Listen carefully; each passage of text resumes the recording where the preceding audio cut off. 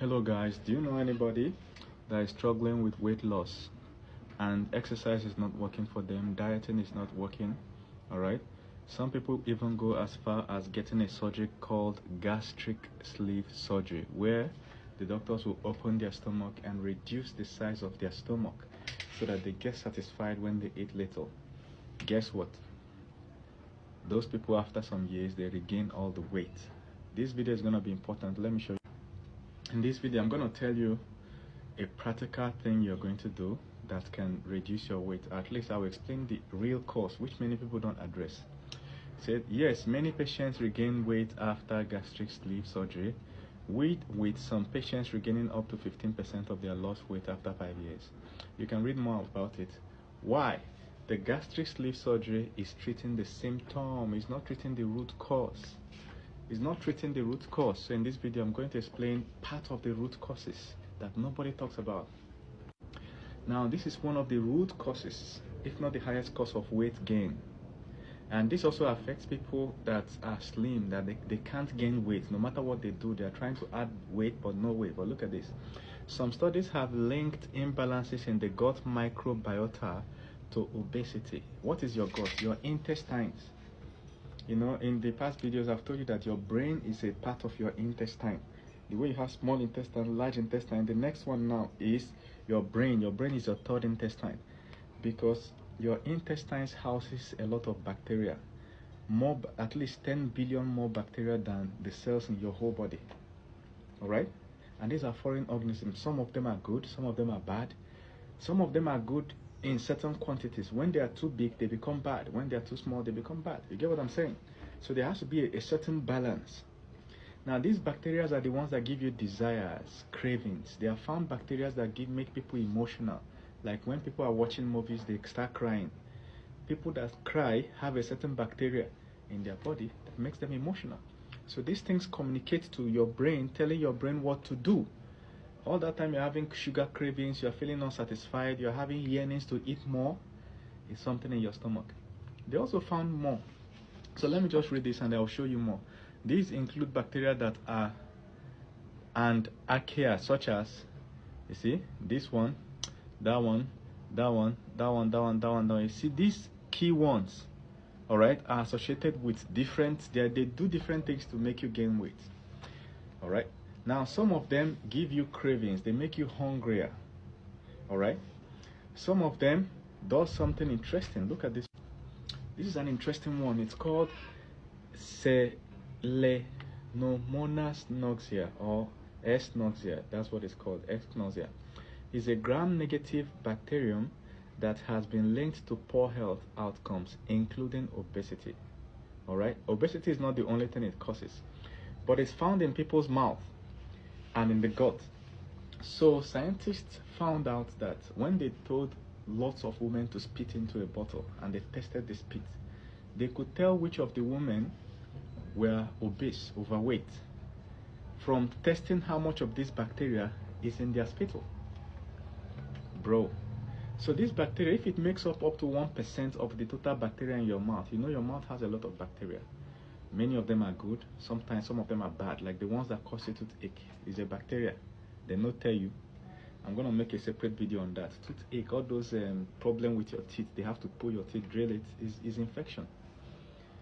Okay, so now this one, if it's up to 1%, I want you to Google and read more on it. If it's up to 1% in the total bacteria in your spit, in your mouth, that means the person is fat. They predicted it with 98%, 98.4% accuracy, which is out of 100 women that are obese, 98.4% have much of this bacteria in their mouth. Your mouth is connected to your gut via esophagus. Okay, so just by testing the one in your mouth, they can tell that you're fat. All right. So let's go back. Now I want you to do something, because many people are battling with this, thinking they can solve it with exercise or some surgery or some whatever. I want them to understand that at the core of it, many of them is actually infection or imbalance. All right. So click this share button to share this. All right, it's gonna save somebody. Put it in your family WhatsApp group, church group. Somebody is overweight there, and click this plus sign to follow me. Click this heart icon to like it.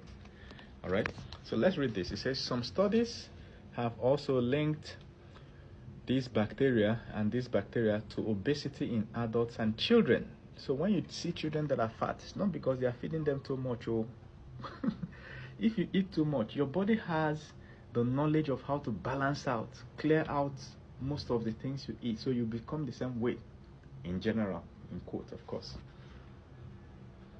But then when there is this bacteria, it does problems. Like that Esnoxia that we just saw, that other bacteria, what it does is that when you eat food, it has the ability to extract extra calories from the food you eat. It's able to digest your food a bit further. So if I eat 1 spoon of something now, all right, and a fat person eats 1 spoon of the same thing, if they have that bacteria will extract more calories. So that thing is going to add them more weight than it's going to give to me. You know, when we were in school, younger age, they told us it's slow metabolism versus fast metabolism. That bacteria is one of the culprits. So look at this. Some studies have also linked these two bacteria, okay, in adults and children. While these bacteria are associated with leanness. So this one is the one that makes people slim. The guy is like this, he's struggling to gain weight. It's because they have this, okay? Bacteria, this bacterial dysbiosis, which is related to increase in Firmicutes species, has been linked in changes in gastrointestinal peptides. These changes may lead to decreased satiety and increased appetite and food intake, you see?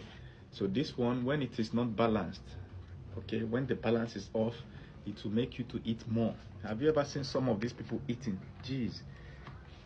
Some of them can fight you if you don't give them food. You know, the person will come to a restaurant, the guy that is preparing the food is delaying. They can jump the counter and start fighting you. I don't know if you have seen such a video.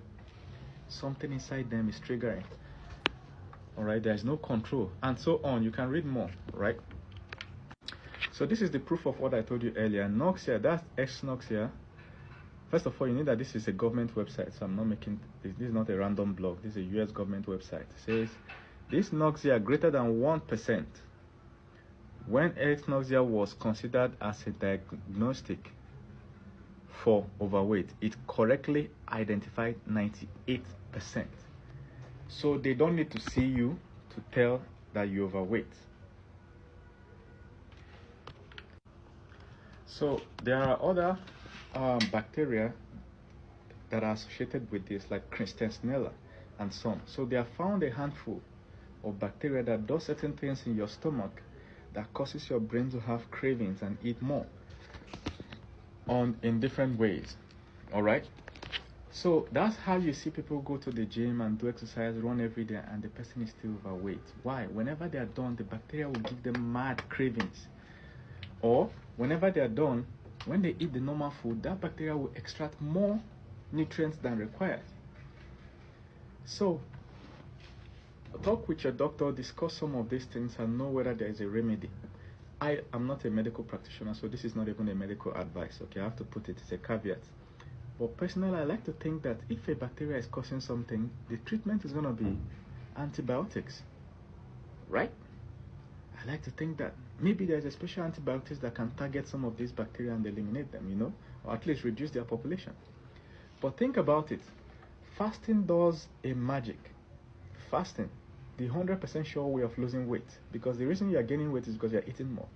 So when you fast, these bacteria will give you cravings first few days, and then they start dying out because they are starving. If you don't fast directly, you can fast on sugar, carbohydrates.